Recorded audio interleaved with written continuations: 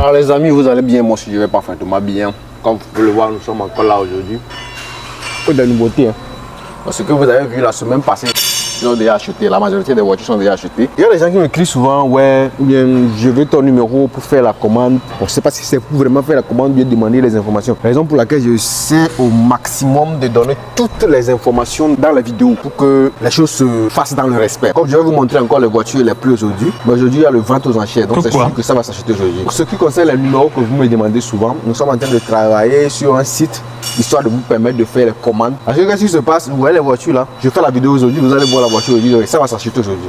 Et on a eu 3 commandes. Ça fait déjà presque 2 mois qu'on n'a pas encore livré les personnes. C'est-à-dire les voitures ne sont même pas encore quittées Dubaï. Mais ce sont des gens qui comprennent, donc qui n'ont pas de soucis. Donc imaginez avec quelqu'un qui ne comprend pas le système. Déjà 2 semaines, c'est un problème. Je ne suis pas le seul qui travaille bien sûr. Qui travaille dans le solo Bachoka, je veux dire. Il y a des gens comme Alès Merveille et plein d'autres. Mais comme c'est moi qui ai la gueule un peu plus lâche, donc c'est moi qu'on met devant souvent, histoire de venir raconter toute la vie des voitures. Nous allons voir les voitures que nous avons aujourd'hui avec les prix. Et il y a le temps, Alès va venir vous expliquer. Parce que c'est lui qui s'en charge des commandes en fait. Parce que nous tous on travaille, mais Alès lui travaille plus dans la nuit. Donc dans la journée, il a le temps de faire ce qu'il a fait quand on a les commandes. Donc c'est lui qui gère. Donc pour faire la commande, il faut être patient, sinon vous ne venez pas. Alors on va voir la voiture ici et je vais vous expliquer du petit peu. Ici vous avez une Kia, une magnifique Kia.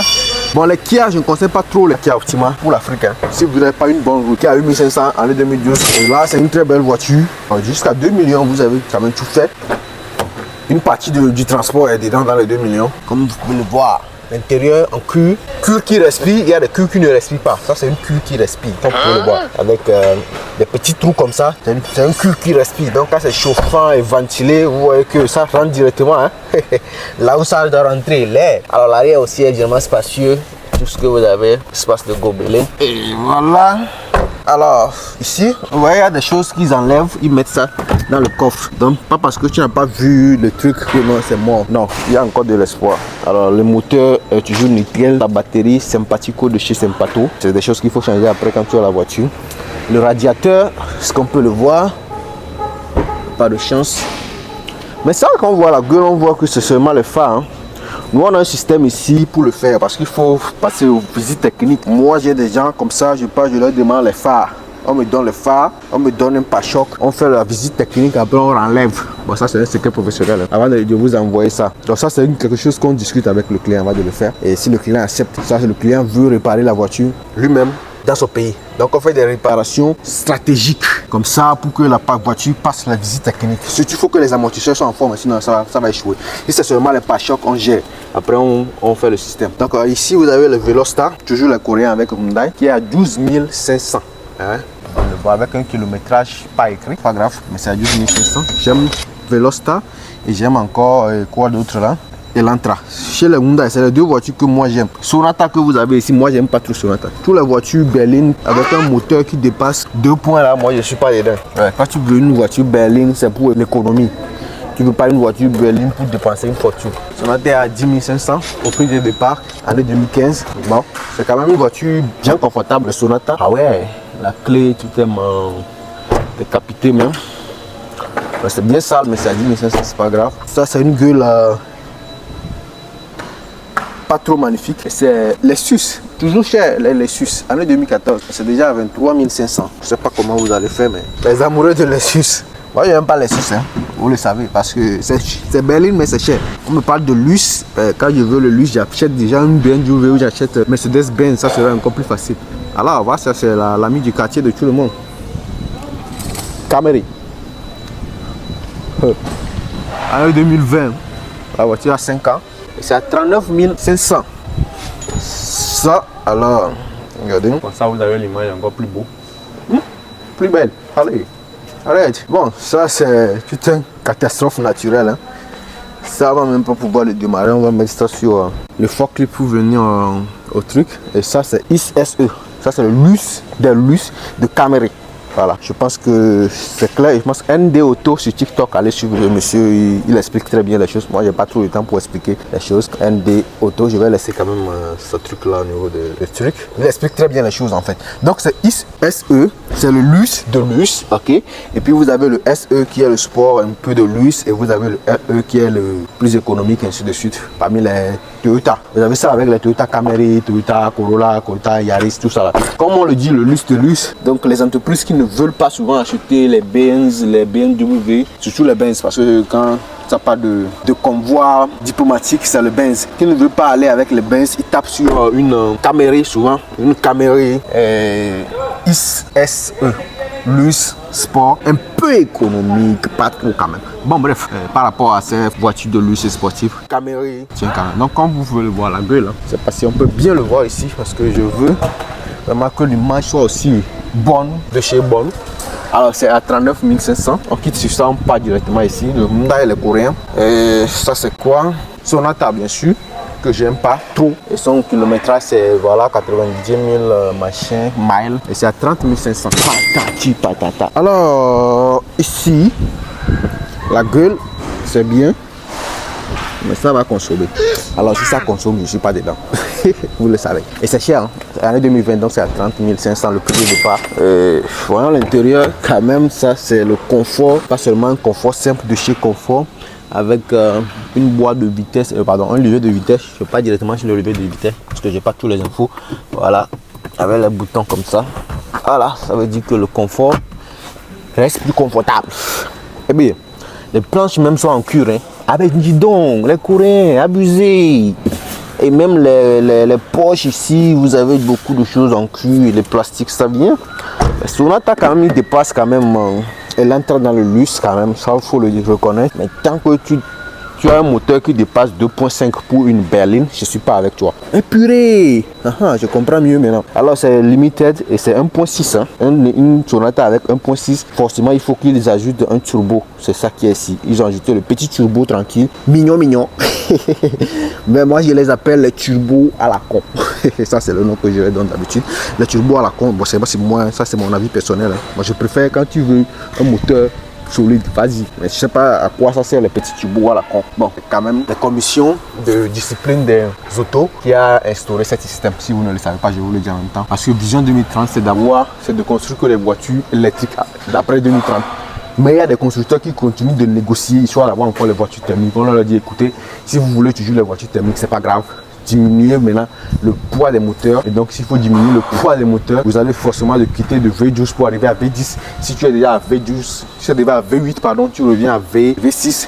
Et après ça, il faut quand même respecter la puissance de la voiture. Il ne faut pas faire le mise à jour et avoir une puissance maintenant réduite. Il faut que la puissance soit toujours plus élevée. C'est comme ça qu'ils commencent par ajouter les biturbo, les twin turbo, les turbo compresseurs, tout ce que vous connaissez comme turbo. C'est comme ça qu'ils ajustent. Après, il va faire une vidéo spéciale pour le turbo. Ça va vous plaire, moi je sais. Donc, c'est la petite histoire des côtés automobiles. C'est pas parce que tu es constructeur automobile que tu penses que tu es trop élevé. Non, il faut une commission de discipline pour que vous soyez bien discipliné sur la route. La commission de discipline demande à ce qu'on réduise le poids des moteurs. Et c'est ce qui se fait et ainsi de suite pour que ça consomme moins et la pollution ne soit pas trop élevée et toutes ces histoires que voilà. Donc ils sont en train de gérer d'une manière ou d'une autre avec les turbos, biturbo, twin turbo. On va aller jusqu'à 4 turbo un jour, ça je le sais. Même 5 turbo, 6 turbo.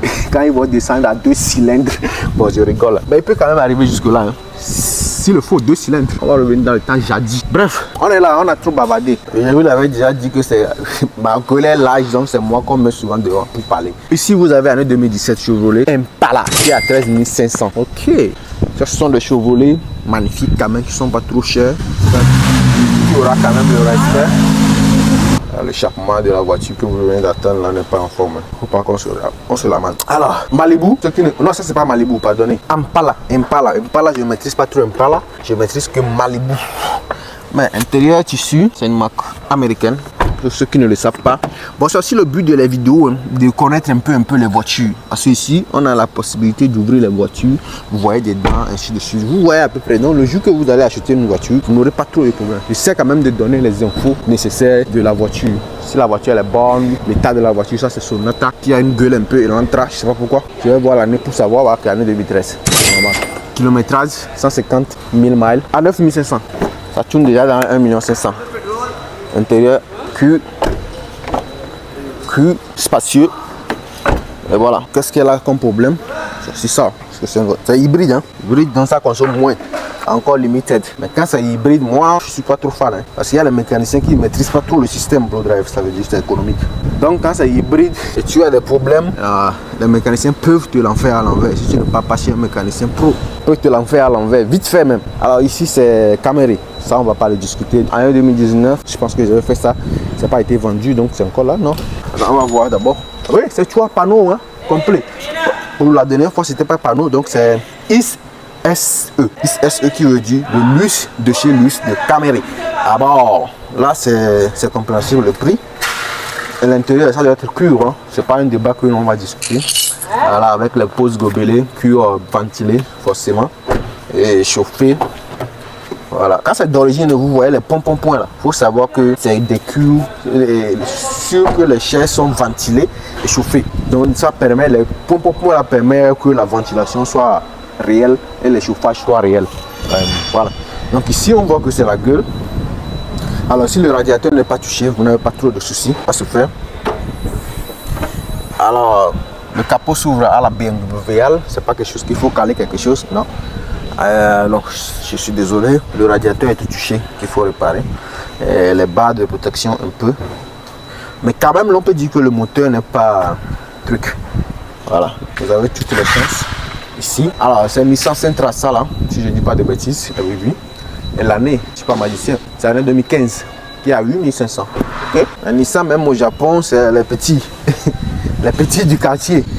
Paraît-il que même Suzuki commence à le dépasser, même Suzuki, Mitsubishi ne peut pas faire quelque chose devant Nissan, on va pas se respecter quand même. Alors c'est à 8500 le prix de départ année 2015. L'intérieur, voilà, tout est là. Je pense qu'il n'y a rien comme problème. Hein. Donc si tu arrives quand même à miser 11 000, okay, 11 000 qui tend vers 1 900 000, tu peux prendre ça. Et je ne vois pas le problème qu'il a. Hein. Vous également, vous ne voyez pas vraiment le problème qu'il a. Et on va voir quand même le moteur. C'est la base, c'est ça qui fait une voiture. Ça, il faut caler ça. Hein. Il faut caler ça quand même. Mais on a quand même mis de l'huile dedans pour que ça soit plus magnifique. Alors le moteur Nissan. Voilà, un Renault. Et si vous êtes encore sur une Sonata avec une queue sympa, année 2018 qui est à 16 500 au prix de départ avec un millénage de 188 618, c'est pas à débattre. Intérieur mix, tissu et cuir. Bon, Sonata c'est pas mon ami. Hein. Alors les sorties d'échappement, vous en avez deux. Et c'est sport, hein. Vous imaginez le bruit que ça peut faire. Hein. J'espère que il doit avoir le mode économique avant que le mode sport. Comme ça, si vous voulez économiser, vous économisez. Ok, mode drive, vous l'avez ici. On sort. Quand c'est allumé, vous allez voir le mode sport, mode économique.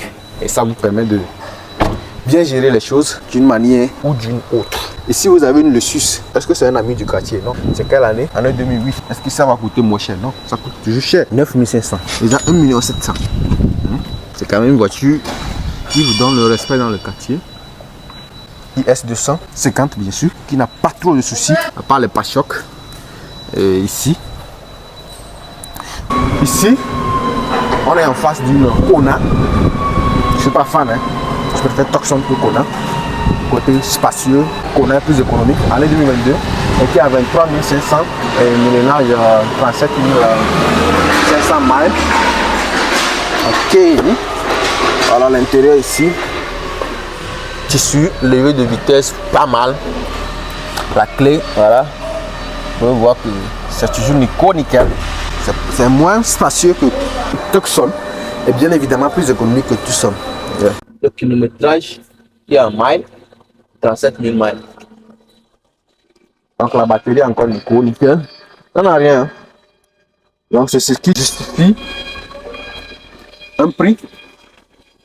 C'est juste le pare-choc, tranquille.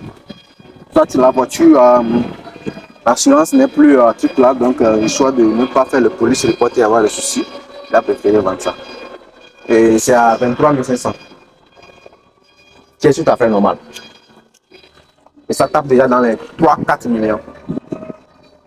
Et si vous avez Armada, les patrons ne viennent jamais ici.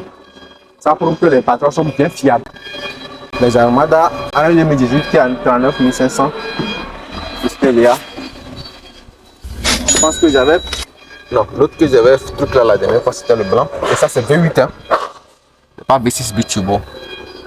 L'autre que j'avais montré dans l'autre vidéo, c'était le blanc.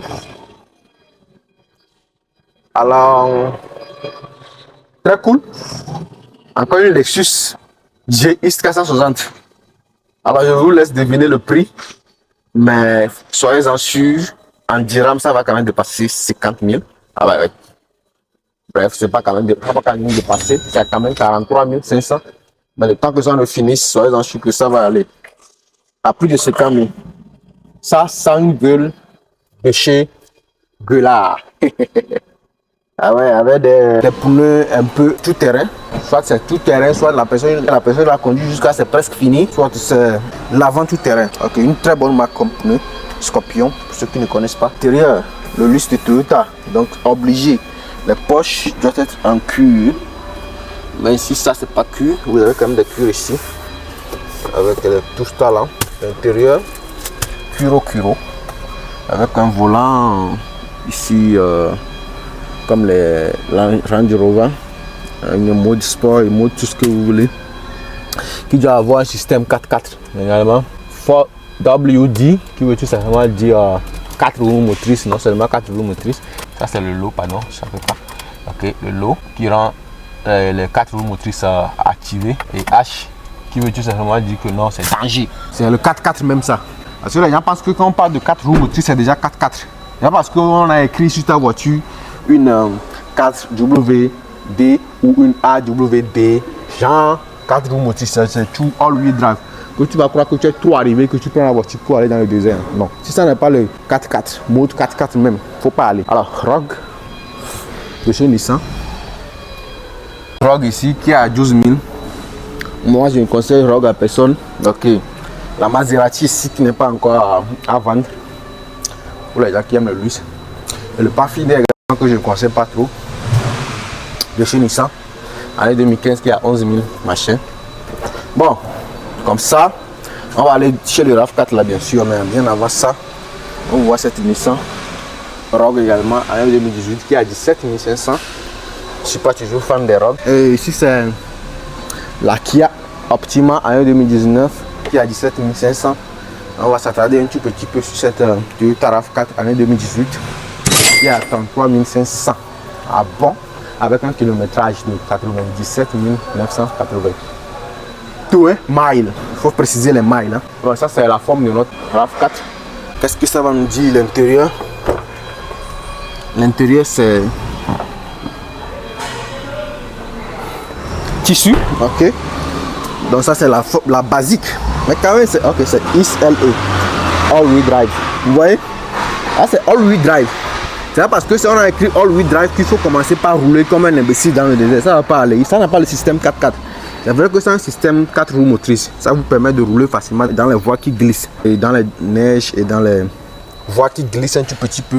Mais pas quand même dans le désert. Il ne faut pas exagérer. Donc notre cher ami Toyota a un problème avec ses suspensions bien sûr. Et ça ne va pas coûter un peu pile.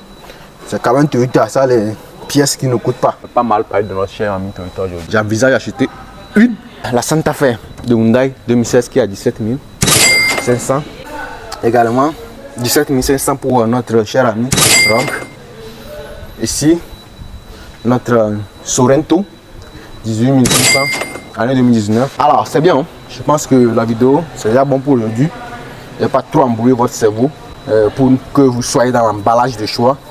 Mais sans plus, avant de finir, on va sur Juke, année 2016 qui a 13 500 avec un kilométrage de 136 140 miles.